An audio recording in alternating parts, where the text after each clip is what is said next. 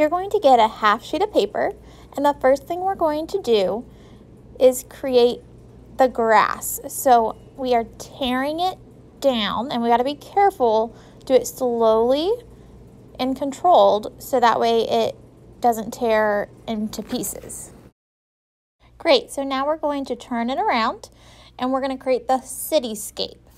So that's basically rectangles. So I'm just going to go up and down using a vertical line, then a horizontal line, then a vertical line. Okay, you could add in a curve if you want like a dome building, but you're going all the way across your paper, and then you're cutting that out. So one side is our grass and one side is our cityscape. And now we're ready to take this to our Eiffel Tower to create a foreground, middle ground, and background.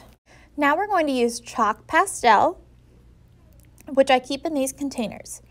You may only have one chalk pastel out at a time. It does have rice in with it. That just keeps the chalk pastel clean. So the Eiffel Tower is the foreground of our landscape, and our grass is going to be the middle ground and the cityscape the background. So I'm going to pick a color.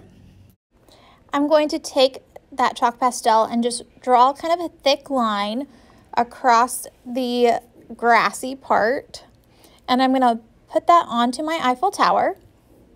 I'm going to pick a finger to rub that in, and I'm rubbing it off of my half sheet of paper onto my Eiffel Tower.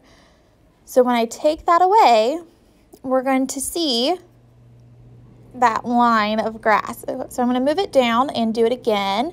I can just rub what I have there. If not much is coming off, you can always draw a new line with your chalk. The cityscape is the same process. So I picked a different color. I'm drawing a line right next to the edge of my paper, tracing the vertical, horizontal lines. And then I'm going to take that to my Eiffel Tower paper. I'm moving a little higher up than the grass, and then I'm going to rub it off of the brown paper to the Eiffel Tower, just like the grass, making sure that I'm getting that shape of all those cities.